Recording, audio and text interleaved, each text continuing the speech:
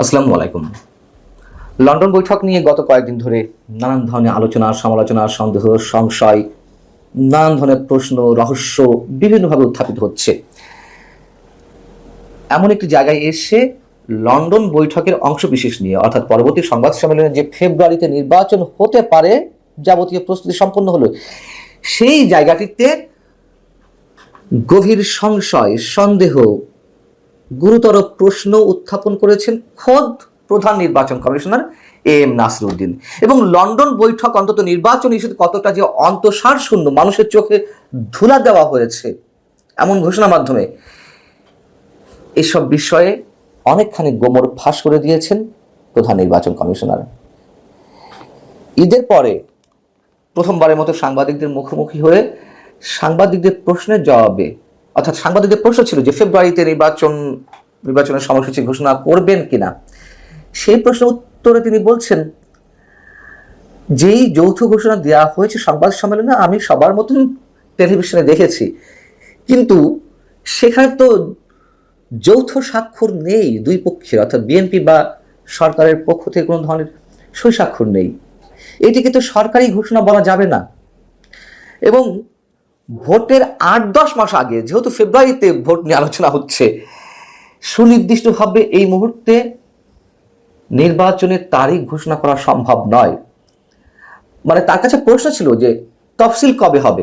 যেহেতু 13ই June doctor Mohammad Yunus এবং বিএনপির শীর্ষ নেতা তারেক রহমানের সঙ্গে বৈঠকের পরে যৌথ সংবাদ সম্মেলনের প্রতিনিধিত্ব করলেন সরকারের পক্ষ থেকে ডক্টর খলিলুর রহমান আর বিএনপির পক্ষ থেকে স্থায়ী কমিটির সদস্য আমির খসরু মাহমুদ চৌধুরী। তো ডক্টর খলিলুর রহমান সাংবাদিকদের প্রশ্নের জবাবে তিনি বললেন নির্বাচনের তারিখ নিয়ে, ঘোষণা নিয়ে, যে আমরা আসলে কোনো সমস্যা দেখছি না নির্বাচনের তারিখ ঘোষণার বিষয়ে, এবং নির্বাচন সম্পর্কে যৌথ বিবৃতিতে দুপক্ষই সম্মত হয়েছে।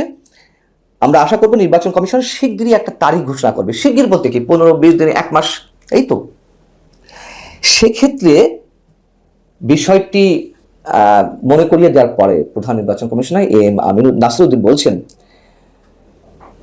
10 মাস আগে তারিখ ঘোষণা করা হয় নির্বাচনের, এমনটি কোথাও দেখেছেন পৃথিবীর? ভোটের 50-60 দিন আগে নির্বাচন ঘোষণার তিনি আভাস দিয়েছেন এবং আমরা সেটি দেখেছি, 50-60 দিন বা ম্যাক্সিমাম 90 দিন। কিন্তু যেই আরপিও রয়েছে, গণপ্রতিনিধিত্ব আদেশ নির্বাচন সংক্রান্ত, সেখানে 6 মাস বা 8 মাস আগে নির্বাচনের তারিখ ঘোষণার কোনো এখতিয়ার নির্বাচন কমিশনের নেই।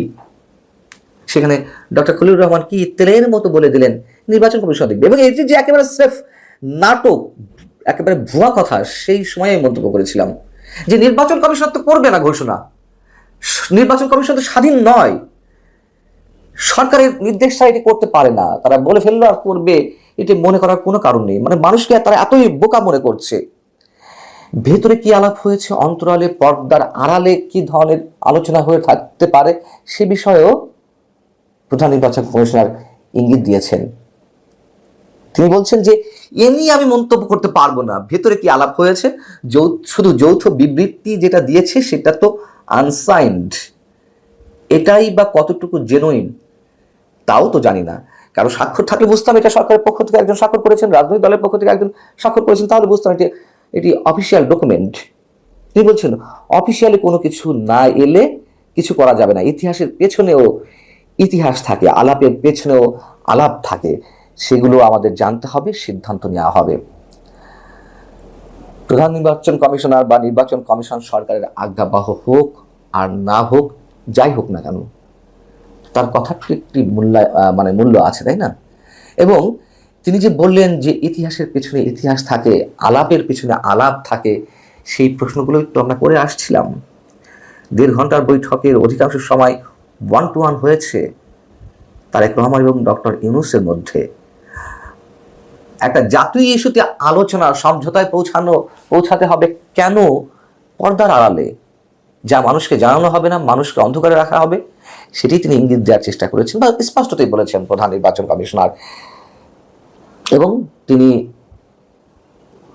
যে বক্তব্য দিয়েছেন তার মধ্যে যে এই বিষয়গুলো একেবারে নাটক, মানুষের সাথে এক ধরনের মশকরা করা, সেটি সাংবিধানিক পদে থাকা একজন ব্যক্তির বক্তব্যের মধ্য দিয়েই ফুটে ওঠে।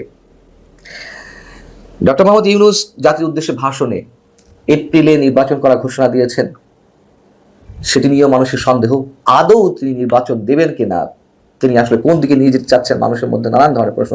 তারপর তিনি যেটি ঘোষণা দিয়েছেন সেই অনুযায়ী নির্বাচন কমিশন এগিয়ে যাচ্ছে, এটি প্রধান নির্বাচন কমিশন জানিয়েছে, মানে প্রধান নির্বাচন কমিশনার, এবং এটাই স্বাভাবিক। এবং সামনে কি ধরনের কাজ রয়েছে সে সম্পর্কে তিনি বলছেন যে ভোটার তালিকা আইনের সংশোধন করা হবে, ভোটার তালিকা চূড়ান্ত প্রায়, দল নিবন্ধন ও সংসদীয় আসনের সীমানা নির্ধারণের মতো বড় কাজ রয়েছে। এই যে সীমানা নির্ধারণের মতো বড় কাজ, ভোটার তালিকা প্রায় চূড়ান্ত কিন্তু দল নিবন্ধনের বিষয় রয়েছে, এই কাজগুলো তো একদিনের কাজ না।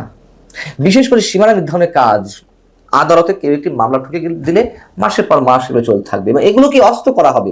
লিখে রাখুন, এগুলোকে ডক্টর মোহাম্মদ ইউনূস নির্বাচন পেছানোর জন্য সব ধরনের প্রক্রিয়া একটু একটু করে জমা রেখেছেন, এগুলোকে কাজে লাগানো হবে। এবং ফেব্রুয়ারিতে নির্বাচন হতে পারে। ডক্টর খলিলুর রহমান যে মন্তব্য করেছেন তার সঙ্গে বিএনপি তালে তাল দিয়ে জাতিকে বোঝানোর চেষ্টা করছেন ফেব্রুয়ারিতে নির্বাচন।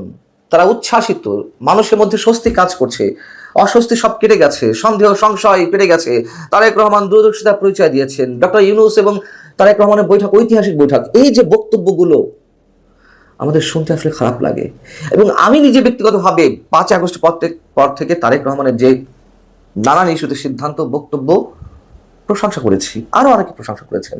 তারেক রহমান দূরদর্শিতার পরিচয় দিচ্ছেন একের পর এক, এমন মন্তব্য আমরা করে আসছি, কিন্তু শেষ পর্যায়ে এসে এমন অদূরদর্শী সিদ্ধান্তে পৌঁছানোর মাধ্যমে তিনি তার দলকে যেমন ক্ষতিগ্রস্ত করছেন, বিএনপি যেমন ক্ষমতায় যাওয়ার একটি উজ্জ্বল সম্ভাবনা ছিল, সেটি যত দেরি হবে তত বিএনপি ভোট কমবে ফ্রি অ্যান্ড ফেয়ার ইলেকশনের মাধ্যমে। যদি ফ্রি অ্যান্ড ফেয়ার ইলেকশন না হয়, যদি কোনো ধরনের একটা প্রহসনের নির্বাচন হয়, সেটি অন্য কথা, আসন ভাগাভাগি হবে কি হবে না আমরা জানি না। তবে ফ্রি ফেয়ার নির্বাচন হলে যত বেশি দেরিতে ভোট অনুষ্ঠিত হবে, বিএনপির বিজয়ী হওয়ার সম্ভাবনা ততই বেশি ক্ষীণ হয়ে আসবে। নিঃসন্দেহে তাহলে দল ক্ষতিগ্রস্ত হচ্ছে। আর দেশ কেন ক্ষতিগ্রস্ত হবে? অবশ্যই এই মুহূর্তে বিএনপি সবচেয়ে বড় দল, সেই দল একটা সুষ্ঠু নির্বাচন আয়োজনের জায়গা থেকে, অথবা যে চাপটা তারা নিজেরাই সৃষ্টি করেছিল সরকারের উপরে আগামী ডিসেম্বরের মধ্যে জাতীয় সংসদ নির্বাচন অনুষ্ঠানের বিষয়ে, সেটি একেবারে নড়বড়ে হয়ে গেল। তারা তাদের দাবিটি আবার যৌক্তিকভাবে তুলতে পারবে কিনা, মানুষের সামনে তাদের বক্তব্য সেভাবে উপস্থাপন করতে পারবে কিনা, সেই জায়গাটি তো নড়বড়ে হয়ে গেল। এবং নির্বাচন না হলে অবশ্যই শুধু বিএনপি ক্ষতিগ্রস্ত নয়, পুরো দেশের গণতান্ত্রিক অগ্রযাত্রা হওয়ার যে একটি সম্ভাবনা ছিল, সেটিও তো আবার পিছনের দিকে হাঁটা শুরু করলো। অতএব আমার মনে হয় এই জায়গাটিতে অনেকেই শকড তারেক রহমানের এই সিদ্ধান্তের ক্ষেত্রে। ভালো থাকুন সবাই, আল্লাহ হাফিজ।